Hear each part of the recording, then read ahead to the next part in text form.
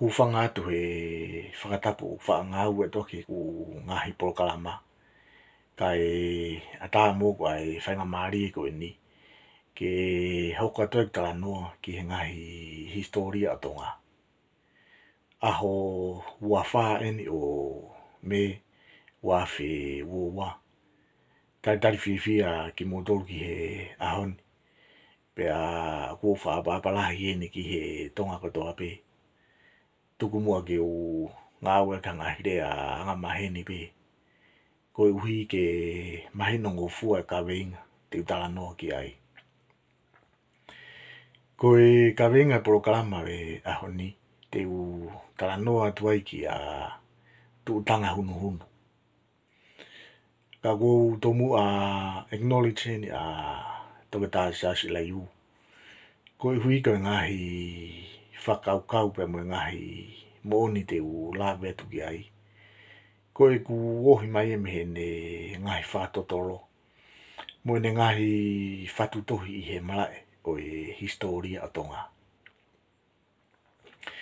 Ka pau te mu manatu ki he e ku ngahi polokalama ki mua.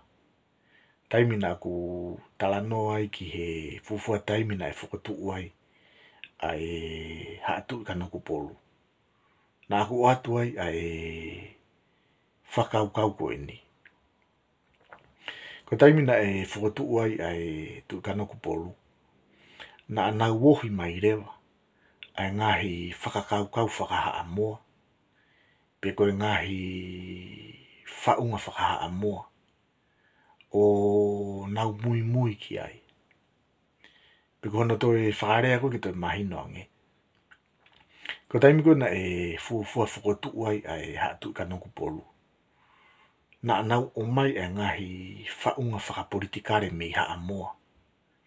Pea koe ngahi whaunga whakapolitikare ko ia. Na e te eki ai ki ai ha mea pehe ia. I he society tonga. Pea na e ohi mai rewa e he haa Tu'i Kanokupolu. Ai ngahi whaunga whakapolitikare ko ni. O whakatoka ia i he society tonga. Pea nau mui mui ki ai. O kumaari e he koe ngahi whaunga ko ni. Na e kamata no whakatoka i he society tonga. Me he fuafua Tu'i Kanokupolu pe me angata. O a umai ki a maafu Tu'i tonga. Koe Tu'i Kanokupolu hono. Whakafuafua koe tau tangata ine nima. Pea o whakafuafua koe taimi eni. Pe koe waha taimi eni. Na e kakato ai. Ahono whakatoka. Ai ngahi whaunga whakapolitikare whakaa moa koe ni. I he society tonga. O kumaari e whoki he koe taha o e ngahi whaunga whakaa moa koe ni. Na e ka waihono whakanofo o tuutanga hunu hunu. Koe ceremonial head of the Women's Committee. Pe koe ia ku iloa i he rea whakahaa moa koe sao Atamata'ila. Pe kono o mai koe ki he rea whakatonga. Koe kōsirio o e kakai whiwhine. Ka pate tau whakatotolo mi he kamataanga mai o hea tutonga. O whanonga mai ai o whakotu upe mo e haa Tu'i haa takalaua. Koe kōsirio kakai whiwhine pe koe whakaukau ko eni. Ki he sao Atamata'ila. Na e te eki ai ki ai ha mea pehe ia. I he society tonga. Na e toki whakotu upe ia. E haa Tu'i Kanokupolu. Koe whakaukau whakahaa moa. O pine i mai. Ke mui mui ki ai. Ai society tonga. Pea ko tuutanga hunu hunu ia. Koe fuafua whiwhine ia. Na e whakotu koe taki ia. O society o kakai whiwhine. I tonga i he kuonga ko ia. Pe hangi pe koia ku osila vetu ki ai. Ko society ko ni. Ko fu timing ke fotu wai. Ha whahinga society pe he. I tonga. Na e te eki ai ki ai ha whakau pe he. Na e osi fotu i tonga. Kai ke. Ko taha whuki o ngai te whito i a ki meni na e o mai e toke tā i lai u. Ko ngai whaunga na e whakatoka hi hifo. Ko e ohi ko toa mai ia, pe miha a mua. Pe neongo na iai pe ngahi ere me niti whakatonga ai. Ka koe whakakau, pe mo tupu anga. Koe omi ko toa ia, pe miha a mua.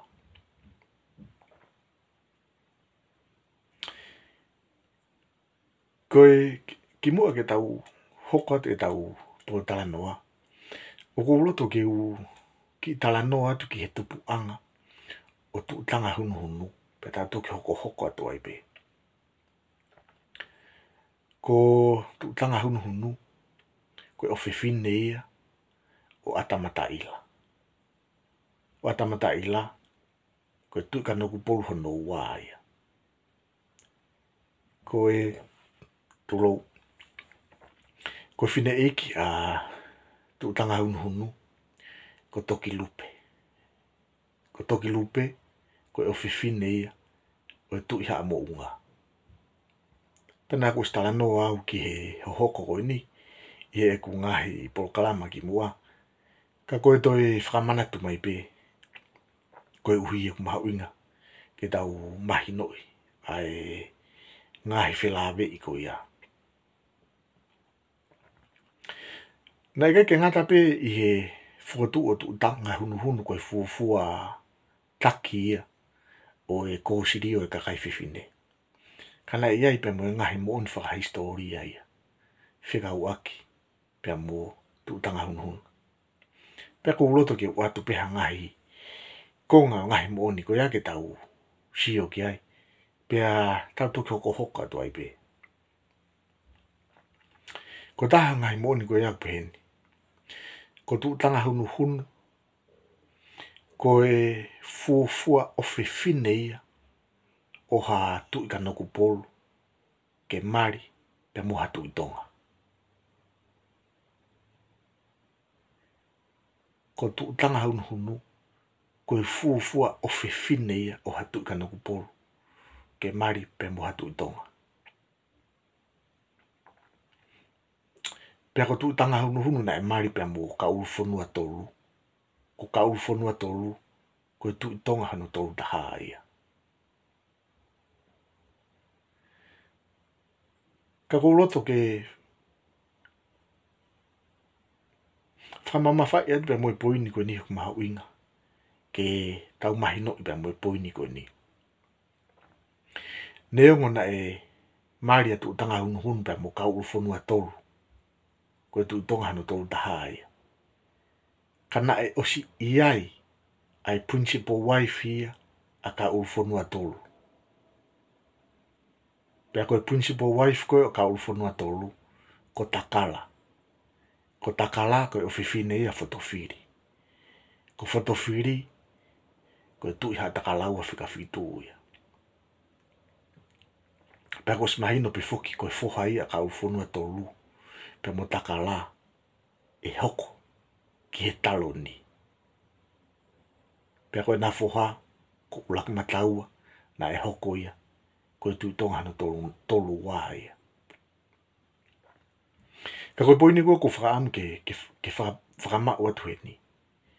Neongo ko tu tanga hunu ko e second wife ia o ka ufonua tolu.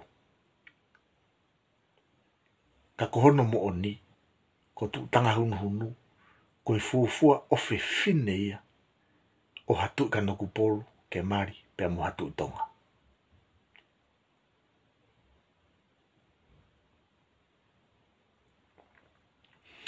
Pea ko e whoharewa o tu tanga hunu pe mo ka ufonua tolu. Ko tangata ko tāwholo. Pena iai mo ngahi u mea maari ia heni. ngahi u Hisitolia maari e heni whilawe pe mo tāwholo.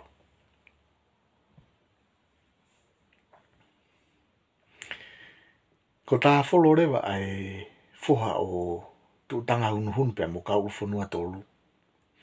Na e fuafua whakanofo ai lakanga ko eni ko e sina e eiki. Ko tuunga maalunga taha ia i he kau sina e.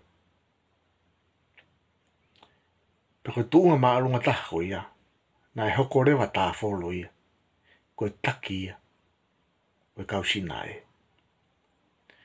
Pe ko tu ia mo smahino i pe mo tau sina e. Ko sina e foki. Ko nounou ia e ngahi. Ai whanau koe ai tu'i tongana i kaike iai hanau whaahinga hingoa. Hanau whaahinga hingoa whakanofo. Pena e ui rewa ki nā tau koe kau sina e. Ka koe maari e. Hoko rewa tāwholo ia. Koe fuafua sina e eiki ia. Koe tuunga maalunga taha ia. I he kau sina e. Pena e hangi e tuunga e koe ia. Koe taki ia. I he kau sina e. Pera pate mo whakatoka ngai i he ahoni.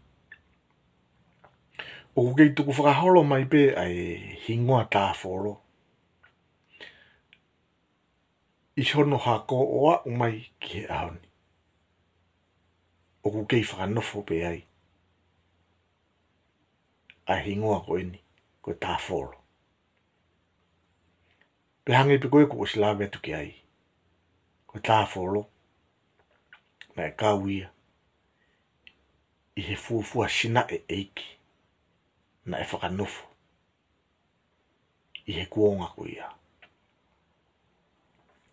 O maari ai poinia ko ia he ku tui a Atamata'ila iu ia. Ko e liri ulahi en ki kauhala uta. Hono whakanofo ko o tāwholo ko e sina e eiki. Pe hono whakanofo ko na tāwholo ko e taki o kau sina e. Ko tui ko a Atamata'ila iu. Na e teki hoko ha mea pehe ia. I he kuonga ki mua. Na e sina e kotoa pe. Ai whanau koe atu i tongana e kaiki ai hana huingoa. Na e kaiki whakatu unga sina e ia. Ka koe tui koe Atamata'ila iu. Koe fuafua taimi eni po koe fuafua liri ulahi eni na e hoko i kauhala uta. Ano whakanofo o tāwholo. Koe sina e eiki. Pe koe taki ia o kau sina e. Na e fo o ue ki kauhala uta. Ai whakakau ko ia. Pea koe pe ngahi poinia na e o mai Atamata'ila iu. Ke justify aki ne argumenti ko ia. Pea koe taha ngahi poinia pe heni. Na e tui Atamata'ila iu. Na e huinga puna whakanofo o tāwholo ko sina e eiki. Koe uhui pe ko e ne whae. Atu utanga hunuhunu. Koe eiki lahi e pe me hihifu. Pe me he ha Tu'i Kanokupolu. Pe kai ke ngata ai.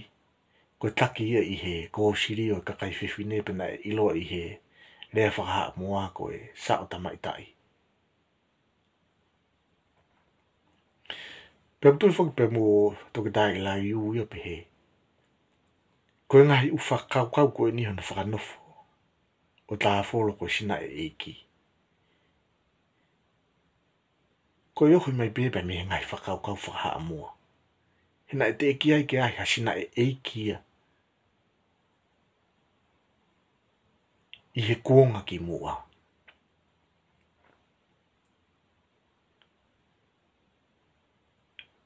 Ai e koe ngahi development whakapolitikare a kauhala uta. Na e mei ke nau kopi pe koe nau whaiwhai taki pe. ki ngai whakalaka whakapolitikare. Na e mui ki ai ha Tu'i Kanokupolu. Ugai pe mo mea mahau inga taha na whilawe pe mo tāwholo.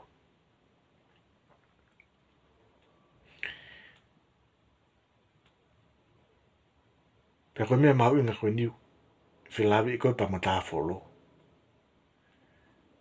Na e oangerewa kia tāwholo pe mo ene tau tai. Pe kono te whakarea koe taha.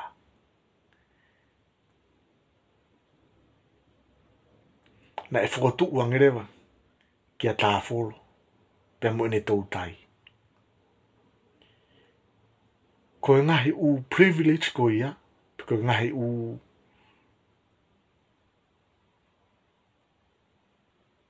monu ia ko ia. Na e kai ke whuaki noa ia ki hata. Ngā tape i he Tu'i Kanokupolu, Tu'i Hataka Tu'i Tonga, na e iai e nau koutou tai. Ka koe mea maari e, o sipe hono whakanofo o tāwholo, koe sina e eiki, koe taki o kau sina e. Pea o atu rewa pa moe fu i privilege ko ia, fotu atu rewa pa moe ne tau tai anai. Pe koe te whaarea koe taha. Fotu atu rewa, e kau hala utaia, pa moe toko taha, ki ne toka ngai, ki hoko koe toko taha tau tai, pe ma tāwholo.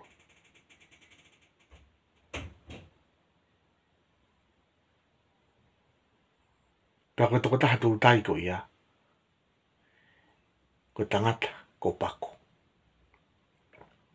Ko paku, koe whoha ia, o tu tanga hunu, pe mo tatafu. Ko tatafu, koe Tu'i Hataka whika hango fulu ia.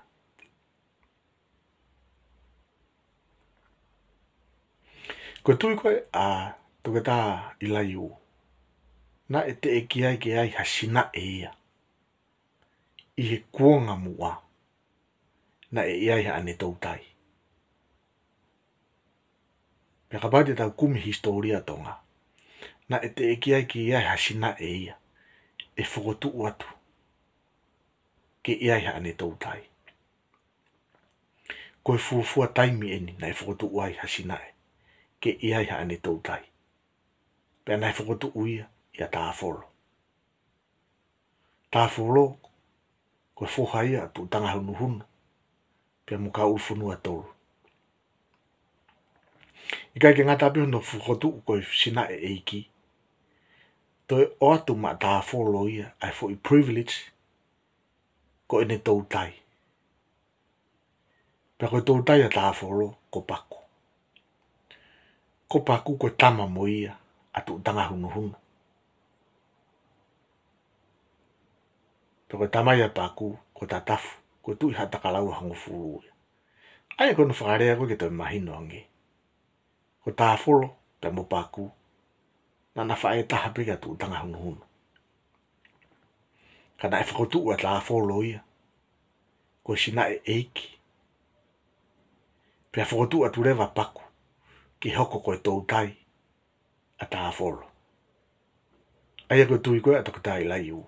Na e te eki ai ki hoko ha me pehe ia. I he Hisitolia o tonga. Ai koe ki poini o kou fie. Whamaa apopo kea tau polokalama e honi. Ko tu tanga hunu. Koe fuafua fifine ia. Ke taki i he kōsiri o kakai fifine. Pe koe ia ku ilo whaha amoa. Koe sao Atamata'ila. Ua ki ia. Ua. Ko tu tanga hunu. Koe ofefine ia o Atamata'ila. Koe Tu'i Kanokupolu hono ua. Tolu. Ko tu tanga hunu. Koe fuafua ofefine ia o Tu'i Kanokupolu. Ke mari mo hatu i tonga. Neongo. na e hoko pe ko second wife ka koe fuafua ofefine ia o Tu'i Kanokupolu ke mari pe mo hatu tonga.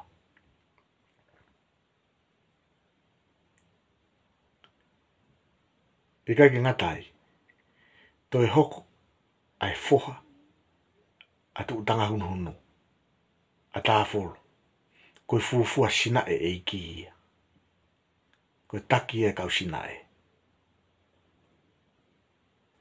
Pe kai ke ngatai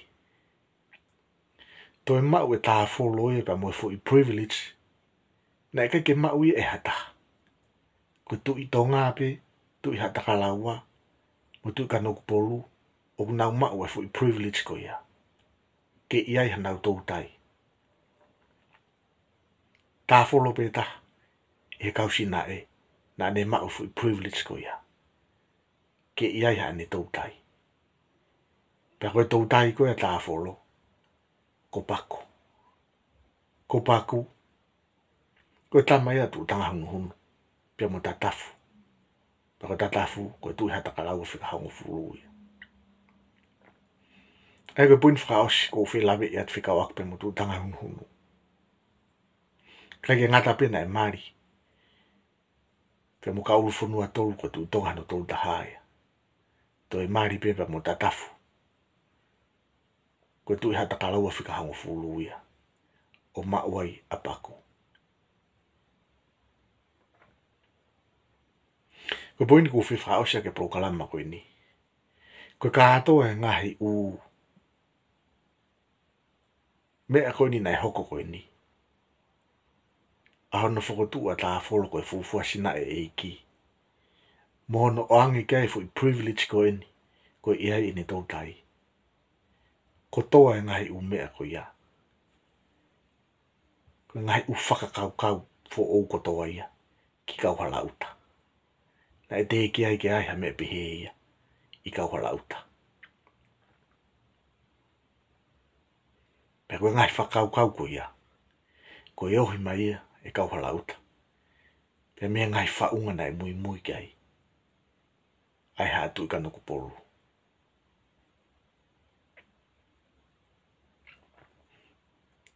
Ko tui pe o ku mahu inga maari pe ka venga ko tano ki ai. Pe ko e ngata angai tau ki polokalama ki he ahoni. Whaosia ki ai tau polokalama ko kore whamore atu ka pau na e toa whitapa ki tua. Pe iai hanga hitala o kai ki tāung hongu wakai.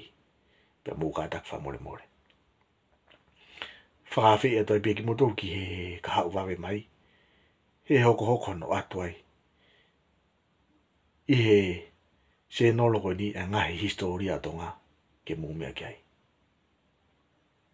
E lebre vai whetapa tua whātu.